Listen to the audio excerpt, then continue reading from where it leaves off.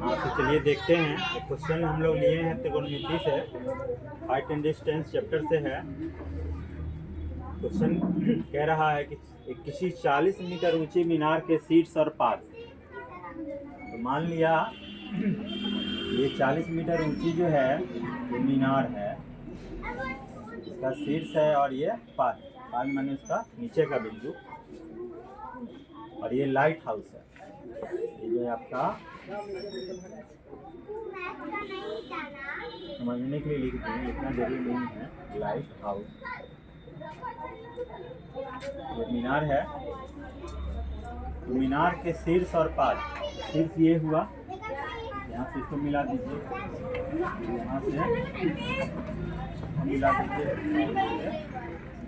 आधार को आपस में मिला दीजिए। 40 मीटर ऊंची मीनार के शीर्ष और पाद से एक लाइट हाउस के शीर्ष का उन्नयन कोण हमेशा नीचे बनता है। यहाँ 30 डिग्री का कोण बन रहा है और यहाँ 60 डिग्री का कोण बन रहा है। तो लाइट हाउस की ऊंचाई ज्ञात करना है। लिखा हुआ है लाइट हाउस की ऊंचाई निकालिए। तो मान लेते हैं लाइट हाउस की ऊंचाई h मीटर है।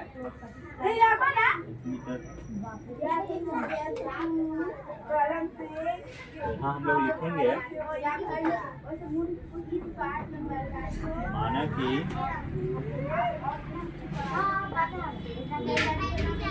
मीनार की ऊंचाई ए बी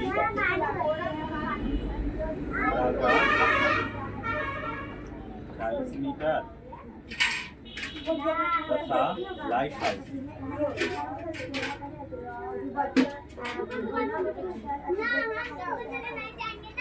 हाउस की ऊंचाई सी डी एच मीटर, और मेन कोण भी लिख दीजिए डी ए, यहाँ पर कोई बिंदु मान लेते हैं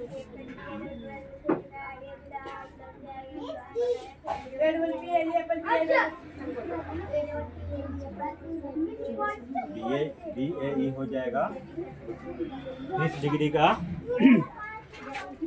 और आगे मेन कोण B B C, BBC 60 degree. इसमें आप लोग देख रहे हैं दो समकोण त्रिभुज, ऊपर वाला ले लेते हैं DAE समकोण त्रिभुज DAE में tan 30 डिग्री। ये tan क्यों लिए हैं? क्योंकि हमको लेना है ये लंब और ये आधार। लंब आधार tan नहीं होता है। और दोनों ये मीनार और लाइट हाउस के बीच की दूरी पता नहीं है, इसको मान लेते हैं x मीटर। ये x होगा तो ये भी x हो जाएगा।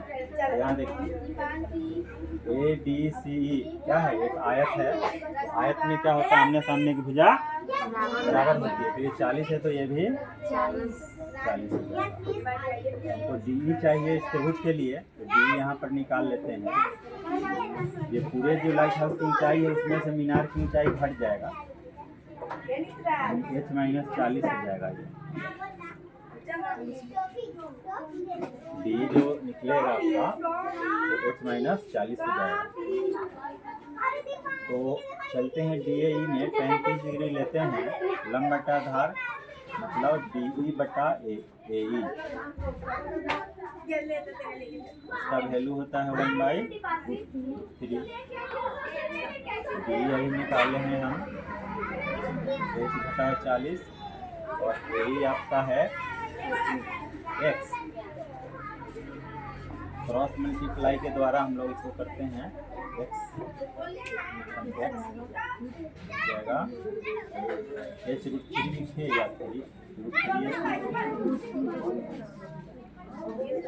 40 √3 इसको मान लीजिए एक। अब बड़े वाले त्रिभुज में आते हैं DBC में, समकोण त्रिभुज भी सी में। इसमें 60 डिग्री का कोण है तो लेंगे tan 60 tan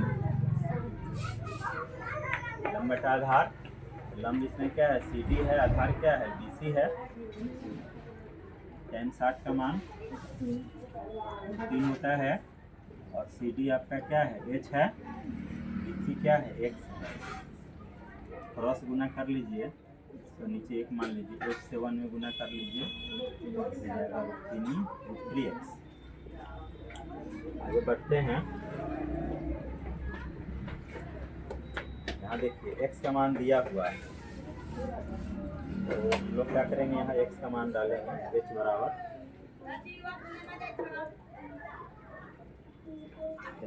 √3x है। √3x का वैल्यू यहाँ से ले लेते हैं √3x माइनस 40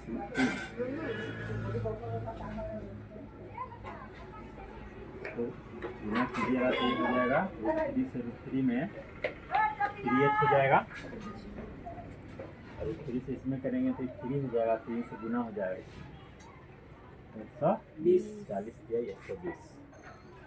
तो देखिए आसान हो गया। 120 को इधर ले आइए, उधर 3h रहने दीजिए, इधर का h उधर ले आइए तो -h हो जाएगा और करके 2h हो जाएगा। इसलिए h बराबर हो जाएगा 120/2 तो काट दीजिएगा 60 गुना 120। यही जो है आपका लाइट हाउस का ऊंचाई निकल गया 60। 5 अंक का क्वेश्चन आता है, अगर इतना तैयारी कर लेते हैं तो 5 अंक आपके लिए रखा रहेगा। सिंपल सा फोटो सेट सही होना चाहिए। क्वेश्चन को पढ़िए, 2 स्टेटमेंट रहेगा, दोनों से एक फिगर तैयार कर लीजिए और फिर उसके आधार पर लिख लीजिए। यहाँ ये मीनार की ऊंचाई ABS 40 मीटर, लाइट हाउस की ऊंचाई CD है जो h मीटर है, मीनार और लाइट हाउस के बीच की दूरी को x मान लिए हैं तो ये भी x हो गया। ये आयत हो गया, आमने सामने के बराबर हो गया। ये 40 है तो ये भी 40 हो गया। DAE में हम लोग लिए थे तो उसमें हमको जरूरी था DE का, तो DE निकाले हैं यहाँ पे CD माइनस CE यानी कि h माइनस 40। तो यहाँ पे हम लोग डाले थे DE का वैल्यू और इस प्रकार से हम लोग हल कर लिए। यहाँ पे लिख लीजिएगा समीकरण 1 से